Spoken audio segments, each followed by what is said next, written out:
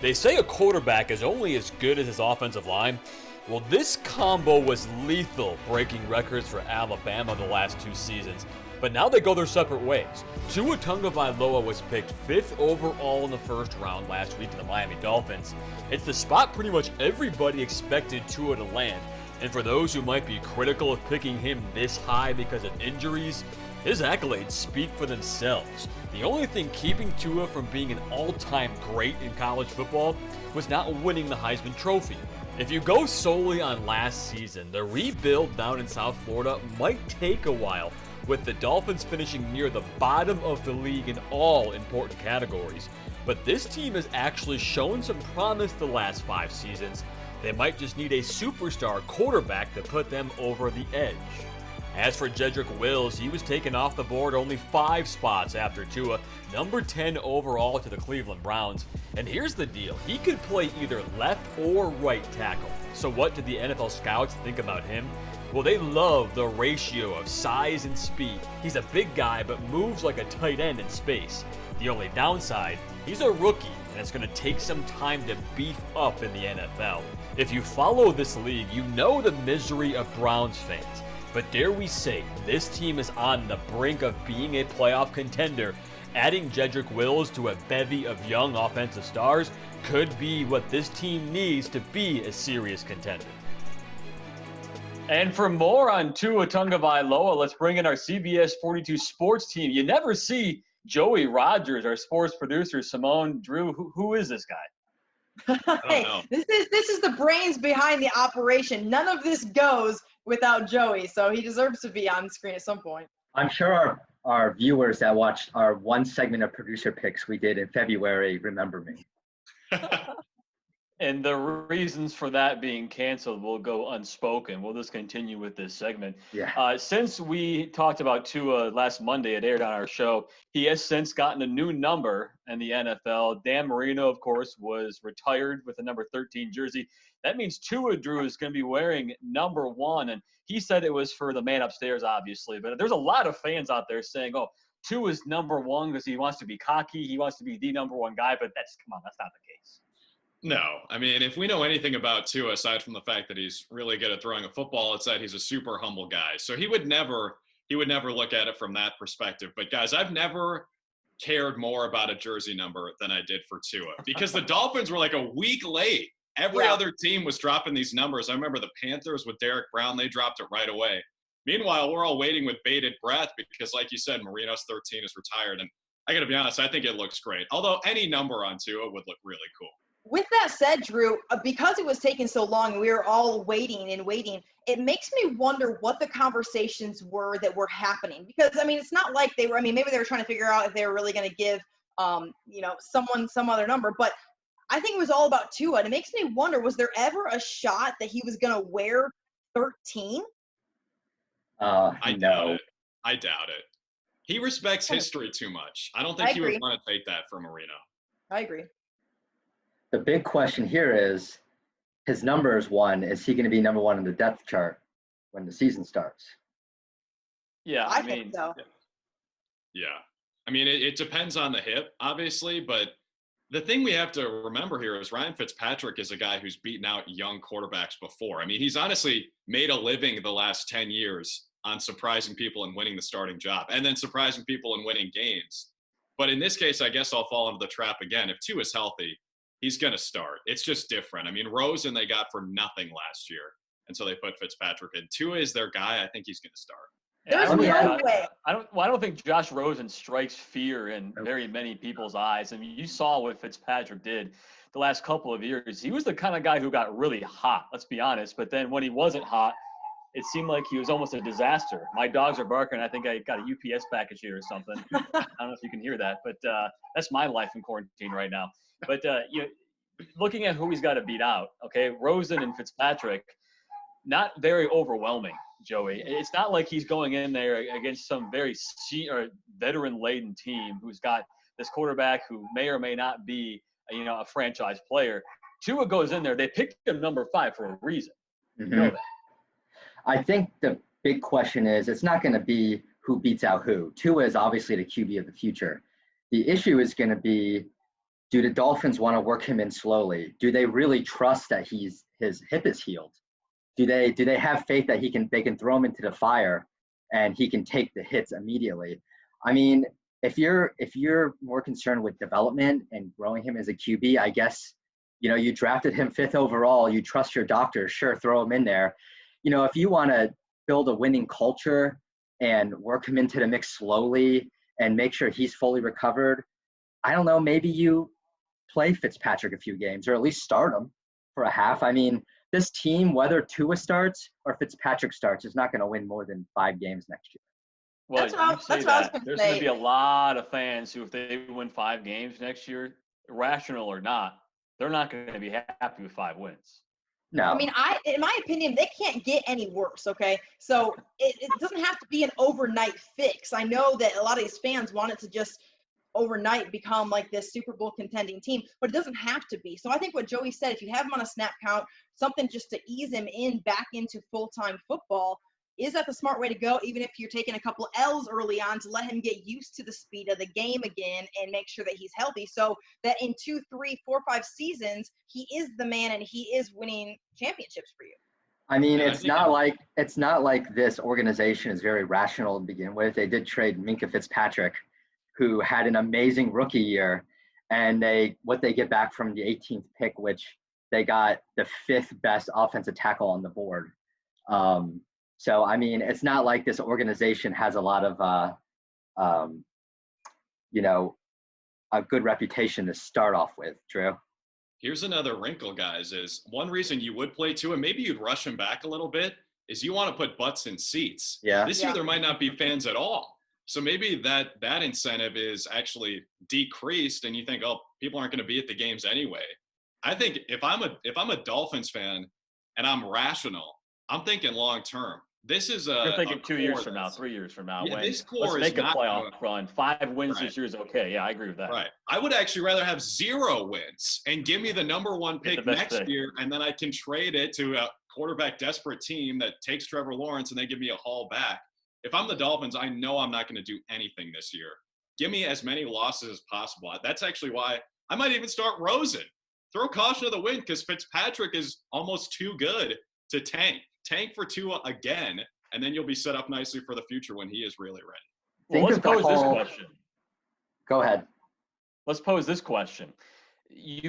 I've seen a couple of media pundits out there say that Joe Burrow was the safer move in the draft this year, but Tua Tagovailoa, if he's healthy, is going to be the way better long-term pick. Now, let's compare Tua, if he's healthy, to Joe Burrow, what he could be. Let's say 10 years from now, if Tua's healthy and Joe Burrow's healthy 10 years from now, I wouldn't be surprised if Tua Tagovailoa's career took off in the next couple of years. It may depend on who's around him, obviously. Their defensive side of the ball may have a lot to do with that as well. But I wouldn't disagree when people say that Tua's long-term status could be even better than Joe Burrow's, Simone. I agree with that, and the reason that I do is because I saw this on TV. So I'm not going to say this was organically my comment, but Tua's injuries, all right, the hip thing is like 1 in a bajillion, right? And then both of his ankle situations, he got surgery for a long time fix, something he did not have to do, a quick fix for a long time reward.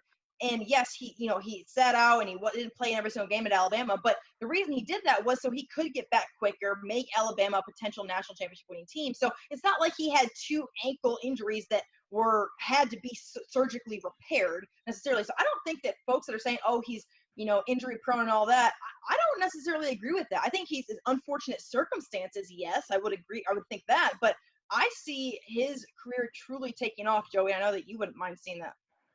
Well, I mean, I want to see the guy be successful, but back to Brees's point, I don't know that the Bengals had a choice other than to take Burrow. I mean, how do you pass on a guy that threw 60 touchdown passes, led an undefeated SEC team to the national championship?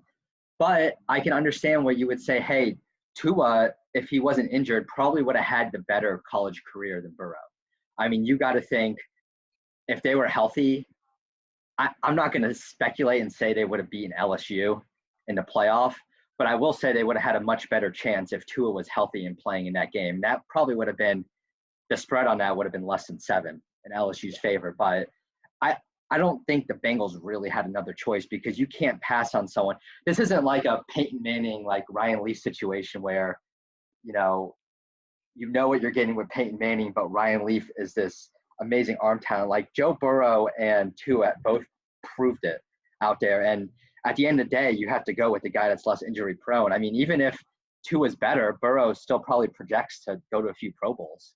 I don't know if the Bengals are ever going to win a Super Bowl, but. Well, we're also forgetting, Drew, you can chime in here. We're forgetting that Tua's prognosis every single checkup he's had the last 3 months has been great. Now, that doesn't mean that he's not going to go out there and do something to his foot or his knee or whatever, because it's happened 3 years in a row now. It's been good news. So you can only assume that if that continues to be good news, we may be looking at 2 or 3 years from now where Tua Tagovailoa, what injury prone? I mean, yeah, that happened back in college, but in the pros, he's been fine. It may have been a fluke. We don't know that.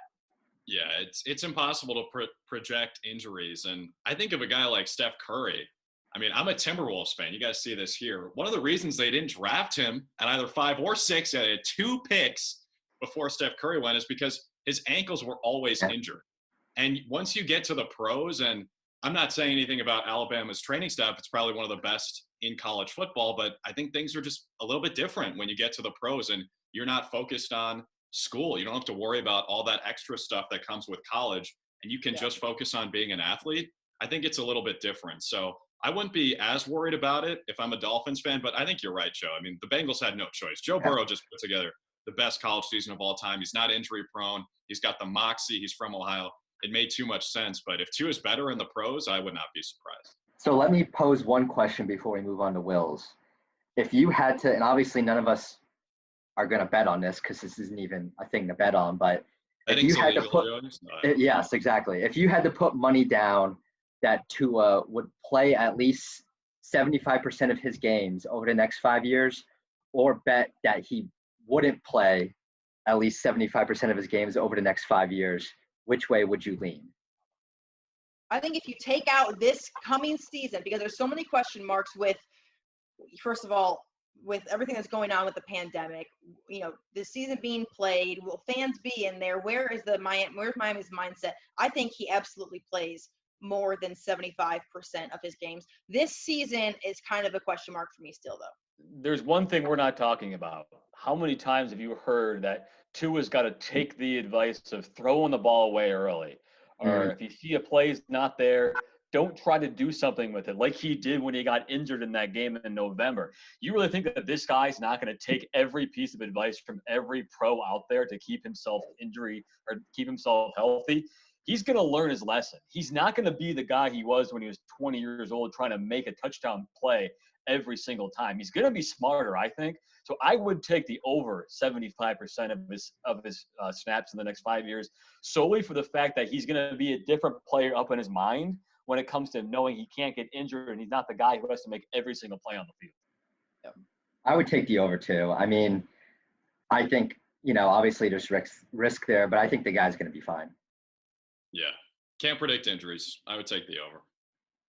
Yep. So the other, we've seen Tua Tagovailoa getting protected very well throughout his 2 to 3 years at Alabama. One of those guys was Jedrick Wills, another top 10 pick for Alabama.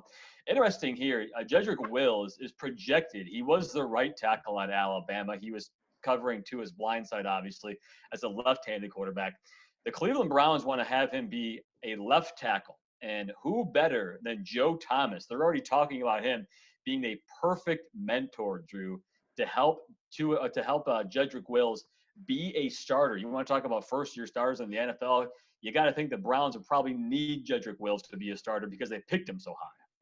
Right. I think it's so fascinating and something that maybe wasn't talked about a ton heading into the draft, at least from the outside perspective. I'm sure the Browns had plenty of conversations about it, but what's the difference between going from the right side to the left side?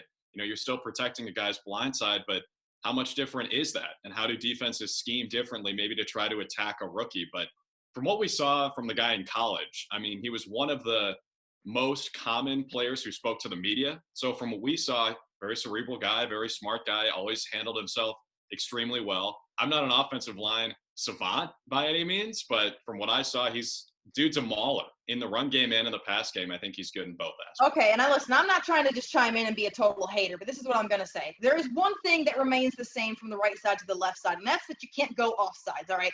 This guy, more times than I have ever seen an offensive lineman in a college football that I have watched, has been penalized for false start more than anyone I have ever seen. That's now, he might have it's teachable.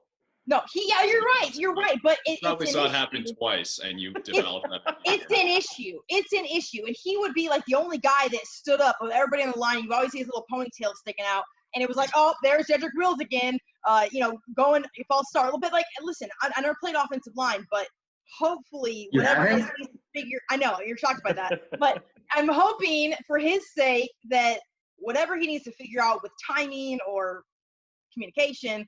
And I agree, it's teachable. He has all the physical tools. That's one thing. If I had a bone to pick with him, it would be like, figured out in that regard. Well, apparently Wills is playing left tackle because they signed a right tackle, Jack Conklin. I don't know anything about the guy, but apparently he's really good. So, they're setting that line up to protect maybe the most unpredictable quarterback in the NFL, Baker Mayfield. I don't think that's a stretch to say.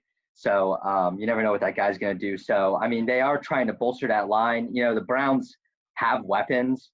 I'm not a firm believer that they have it all together. And I don't know that this pick really gets them closer to a playoff spot. But I guess, you got to protect your franchise guy. And this is the move they went with.